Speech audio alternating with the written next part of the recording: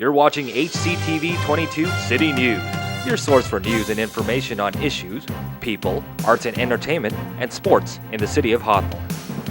In this edition of City News, we'll show you what administration held out a helping hand to the seniors of Hawthorne. Then local teens take on a year-long project that helps out our furry friends. And we'll show you how some Hawthorne elementary school kids are literally seeing the bucket as half full. These stories and much more coming up on City News.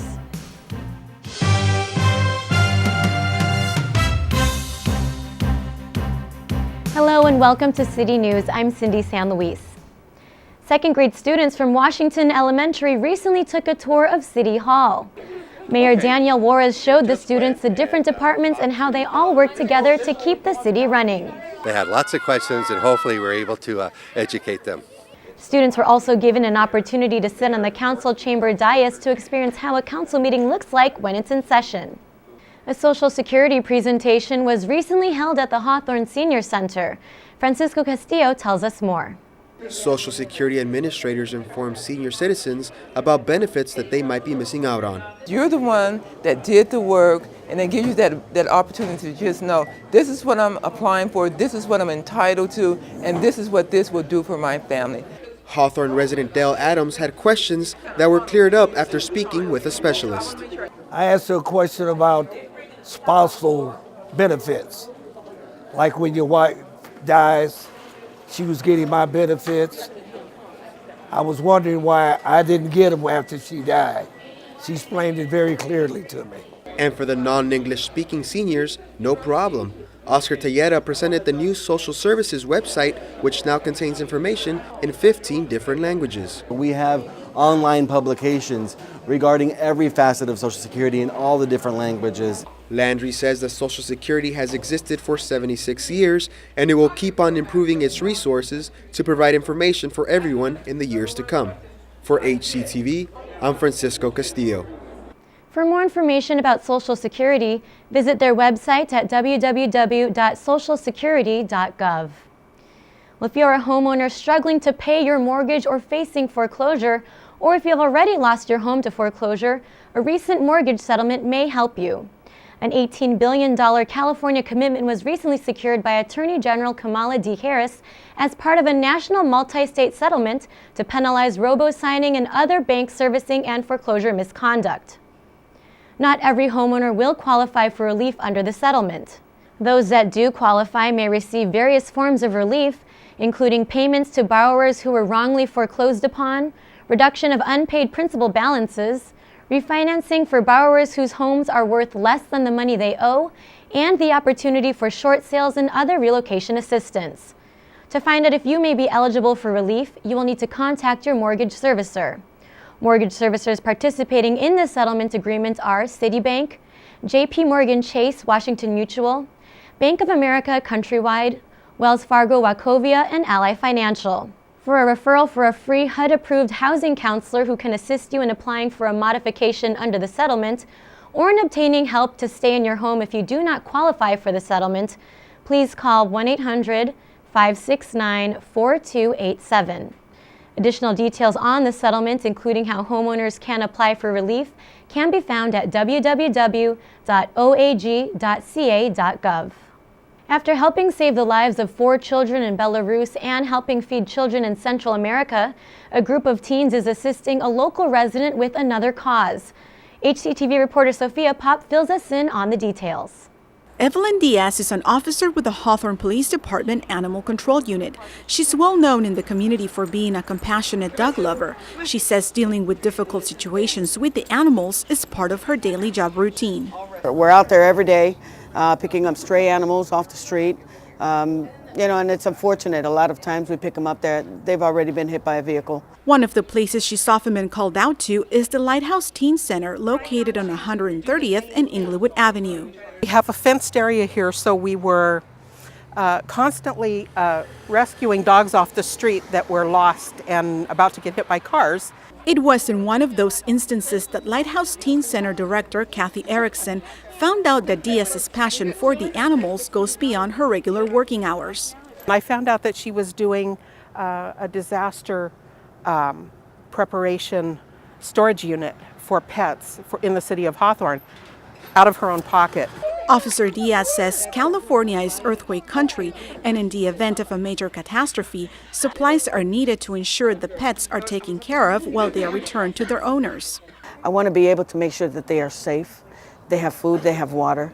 In her years as an animal control officer, pet owners have often approached Diaz about surrendering their pets. The reason? They cannot afford to keep them.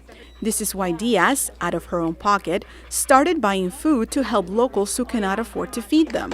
Some of the rescues she works closely with have also helped her out with donations. Now the teens at the Lighthouse have stepped up to the plate and joined the cause. We are planning a year-round fundraiser where we'll have scattered events. Our current one will be a car wash that we'll be having in the late spring. We're going to help her to the extreme so she could actually have the highest, so she could actually maintain the secure place and then actually have like food and supplies for the animals. Lighthouse is an after-school teen center funded by the Trinity Lutheran Church. Here, teens hang out after school and brainstorm about projects that help the needy, talk about volunteerism, and also go on field trips. After meeting Evelyn, they have great admiration for what she does and cherish the idea of being a voice for the canines. Just because that they can't say what they need to say doesn't mean that they should be taken advantage of or that they aren't important. Kathy says she's proud of the work the teens are doing and, above all, the lesson they are learning.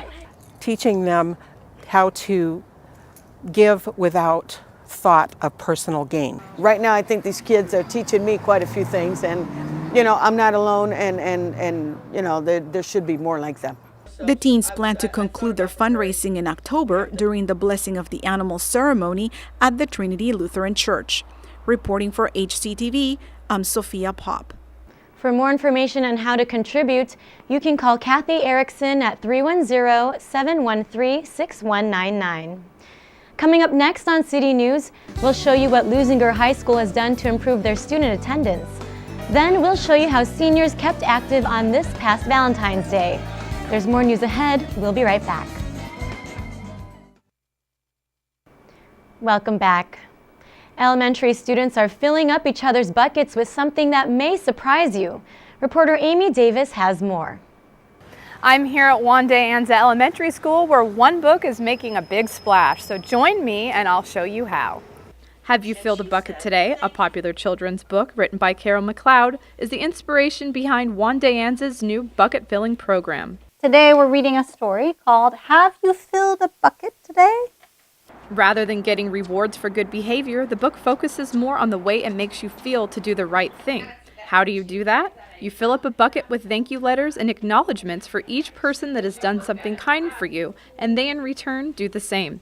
For school principal Chris Jones, this is something he says the school is excited to teach its students. We really wanted to focus less on the what do I get for it and more about how does it feel, not only for the person who is something nice is being said about, but also for the person who's giving that compliment, that it fills both their buckets. After the staff read the book, the decision was made to turn it into a daily program for the entire student body, including the staff. Jacob, standing in line nicely every day this week. Love, Miss Green. Give him one clap. Gives us a common language to talk about wanting to do the right thing for the right reason, because it feels good inside. Bucket filling is about when you make other people happy and when you smile at them or play with them a lot. Bucket filling happens on a daily basis here at Juan de Anza, but the kids read them together as a class every Friday. This is how they finish off their school week, with kind words and encouragement. To Isabella, thank you for helping me clean up the cards. From Amari. It's just a sentence that you give to somebody, and that makes them feel better when you give it to them, because then they'll know that they were nice to you. Students write their sentences on a drip-drop shaped piece of paper and drop it into a bucket. Many of them are surprised and happy to hear what their fellow students wrote to them. Happy and surprised because I didn't really think that I was that good. I was outside and then I was playing and I helped this person because she hurt her knee, so I took her to the nurse and I helped her. and she really dripped out to me.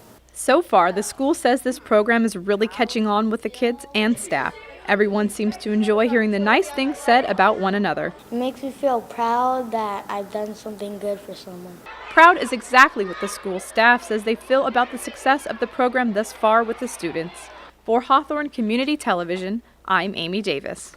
For more information on the bucket filling book or program, call Juan de Anza Elementary at 310-725-2100. High school seniors have an opportunity to apply for a $1,000 scholarship through the Vietnam Veterans of America South Bay Chapter 53. Students must report on an in-country Vietnam veteran or Vietnam-era veteran who served in the U.S. Armed Forces on active duty in the Republic of Vietnam between February 28, 1961 and May 7, 1975, or in any duty location between August 5, 1964 and May 7, 1975. Verification of veterans' military service may be required. The student must be a family member of the veteran or must have been significantly influenced by the veteran. Applicants can submit a 500-word essay which should include a short biography of the veteran along with the short bio on themselves. Entries must be received before April 9th and is open to college or technical school-bound high school seniors from the South Bay area high schools. For the complete set of rules, call 310-539-5542 or email scholarships@vva53.org. Tardiness and unexcused student absences pose serious threats to a student's education. Rachel Berry visited Lusinger High School to see how they have successfully improved their student attendance. Like most schools, Lusinger High School has its share of struggles when it comes to student attendance. When I first got here, truancy was a big issue. And I was averaging I could average anywhere from 15 to 20 tickets a week. Deputy Thomas recalls once writing 450 truancy tickets in a single school year. He's working alongside Dean of Students Dennis James to wake students up to the importance of being in school. The main reason the kids miss school or truant from school is they really don't understand the importance of being in school. There are kids that really don't understand how important a high school diploma is. Students who are truant are punished with detentions, Saturday schools, citations, and may even receive a home visit by Deputy Thomas if they have a string of unexcused absences. During the home visit, we verify that they do live in our area, that they do live at that address, and that we make contact with the parent and see, hey, do you realize that your kid is not coming to school? When a student develops a poor attendance habit, they could be SARTed, which means they're asked to sign this school attendance review team contract. This three-way contract between the student, school, and parent spells out what each party is responsible for in helping the student improve his or her attendance record.